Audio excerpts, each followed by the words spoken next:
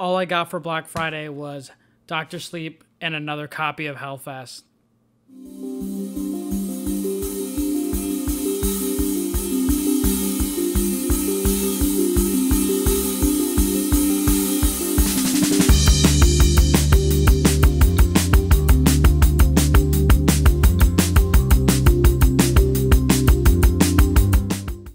Right, okay. Sorry, I really didn't pick up anything for Black Friday. I feel horrible for that. Compared to so many other YouTubers who picked up a shit ton of stuff along with the Criterion sale, and I washed my hands clean of that and everything else. But not to say I'm better than everyone that did participate in all their sales, but I think I showed some restraint. I think that, I think I deserve some acknowledgement from the community for that. No, but today we are talking about something that's counter to what's trending with blue tubers and YouTubers, because I don't know, it's the beginning of the month, so I'm not doing a haul video. It's past Black Friday. I'm not going to talk about any of the Black Friday things I picked up, and it's December, so Christmas movies galore. And I like Christmas movies, and I definitely will talk about them at some point. But I just don't want to be exposed and kind of follow the crowd, kind of like what Flickpick did for his Black Friday video. It's like, what a fucking cry for help, Like, if you think my stuff is bad, go watch that video. I probably shouldn't be commenting other people's work, but yeah, it's 2020, guy. Come on. Anyway, we are talking about something against what Christmas movies stand for, the wholesomeness, except maybe one film from there that we talk about. And, going back to work now, and, the holidays, and, I kind of want to be kind of like a Grinch in a way, and kind of talk about something that is very relevant with Christmas and the holiday season and the stress. And I want to talk about fucking action movies. It's so stressful during this time of year. Everyone's on edge, at least where I'm going to work at. And, I think it'd just be a good outlet to talk about action movies that don't get enough consideration or acknowledgement, because I'll be honest, I'm not the biggest action guy. Like, I don't know a lot about action movies. Like, I haven't even seen all the James Bonds, not even close to half of them. I haven't even watched more than half the Mission Impossible movies. So it's like, Chris, like, you poser, like, how do you know anything about action movies? I really don't. I'll tell you that now. I don't. I'm a nerd. But there's a lot of movies that have action in them that I consider action movies that don't get enough talking, and you need some acknowledgement. So that's what I'm here to do, with a little sprinkle of the hertastic charm. If you like the mustache, comment down below. But we're gonna talk about some action movies that I actually really enjoy, and I think that people should watch and talk and give me their opinion on, because I don't even know if half my subscribers have even seen these movies. But let's go ahead and talk about the first one, which is Robert Rodriguez, Desperado, starring Antonio Banderas. So this is actually the second in a trilogy by him. So the first one was El Mariachi, and then the second one was the one that had Antonio Banderas and Salma Hayek, and maybe possibly the first movie that got me really excited.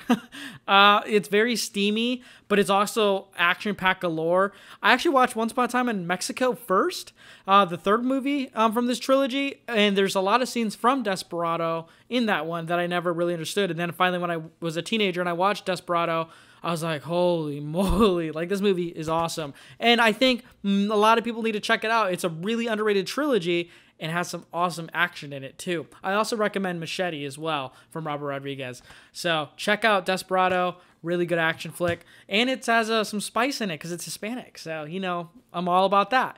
The next one is a childhood classic for me. I watched it so much because it combines two of my favorite things growing up, which was Arnold Schwarzenegger being funny and movies. And that is Last Action Hero. So Arnold Schwarzenegger is very comical in this, watching him in like Jingle All the Way and, Kindergarten Cop, like these kind of like comedic movies that he was in, while also acknowledging that he was in Predator and was the Terminator.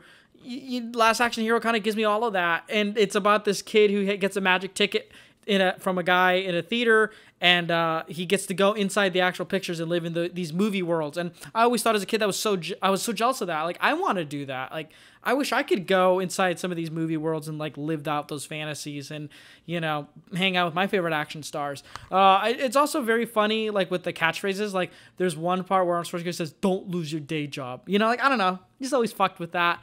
So, Last Action Hero, I wish it got a better release. It's on this bummy Mill Creek release. I don't know. I feel like it deserves more. It's such a fun movie. It needs to be watched and talked about more. So, Last Action Hero. It's like, oh man, all the bros in the action connoisseurs are like kind of sweating, like, what the hell is he talking about for action movies right now? Especially with this one, because this is another movie I watched growing up a lot, and I actually really liked it. I thought it was kind of kick-ass, and it's based on a video game I absolutely loved growing up. That is Lara Croft Tomb Raider. This is like kind of in the same kind of cesspool of like the Resident Evil movies for me, where I know they're bad, but I still watch them and sort of champion them in a way, even though I know they're not great. Tomb Raider was kind of like a weird one, because like I liked the games a lot growing up, but they have like no, like, kind of like Resident Evil, I guess, but there's like no callback to the games as much. I say the first one here actually is more true to the source material than the second one, but to me with video game movies, I'm not looking for that. I just want to see a video game character on the big screen and a cool story. If it's similar to the game, so be it. Not going to complain.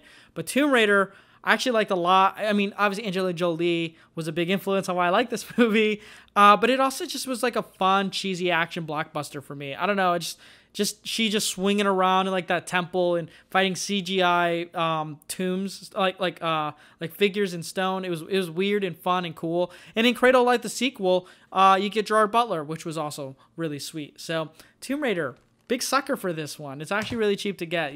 I would recommend it. The next movie I'm going to talk about is a bona fide A+ movie. Like it's like that movie that doesn't take too long to end, and it doesn't rush too much to end. It's like the perfect length, well-paced, combines a lot of genres from movies I really like, but also stands on its own, you know? And that is Sam Raimi's Darkman. Now, Darkman, it's an action movie, but it also has a lot of like gothic atmosphere to it, like the Universal monsters. It's kind of a tragic movie as well. But I don't know, it has Liam Neeson and Frances McDormand, and yeah, fuck it. Like, I like this movie a lot, and the action set pieces are really dark and broody, but like awesome too. So it's like, watch Darkman. Like, this is gonna be a movie. I feel like if anybody decides to listen to me and watch it, they're gonna be like, holy moly, this movie's awesome. I just really enjoyed this movie so much, and I definitely think it's an easy watch. I think you just watch it because Sam Raimi knows how to make a movie.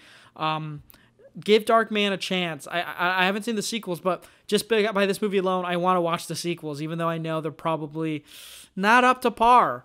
And speaking of the sequels that aren't up to par, but I still want to... Oh, I've seen them, but like I like one of them. And it's actually a new watch for me. Like it took me finally this long to watch this trilogy. The RoboCop trilogy. I was so against RoboCop. I don't know, like growing up, like I always thought RoboCop was like a Terminator ripoff, and that is not the case at all. He's actually kind of like legit. And what I liked about RoboCop is its satirical moments, and its action is grisly. I don't know, it's kind of cheesy, but in the good cheese, and it's not even cheesy in my opinion. Like I don't know, people say that to say like campy, but it's like it's very self-aware and it's satirical. But man, it really fucks. It's not just a great action movie. It has a lot to say in its fun way. In the sequel, RoboCop 2, I actually really like that one too, and I think you get a lot more of the action that the first one didn't have. But like the story's not as strong, so you kind of, you know, a soul for a soul basically with sequels. But speaking of sequels, if you want to hear about RoboCop, you should listen into my newest episode that's going to be posting soon. That's my podcast, Inside the Sequel. We're going to be talking about RoboCop 1 and 2 and 3 basically. So I don't know, RoboCop is just such a fun trilogy. I think the action works really well. But yeah, that like I said, this isn't like action, like my top 5 all-time favorite action movies, or like these are the must-watch action movies.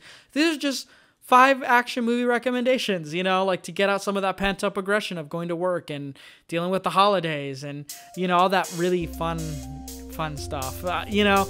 But if you like this video, if you like action movies and you have some you want to recommend, you should comment down below. Like I'll read and interact with you whether you want to or not. But yeah, let me know what you're watching. It's December. Did you buy anything? Let me know down below.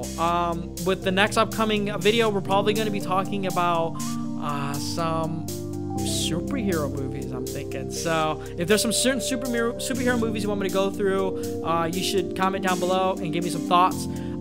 But anyway, my name is Chris here at Hertastic Reviews. And remember, if you're not watching action movies, do you really care about cinema? Anyway, we'll see you next time.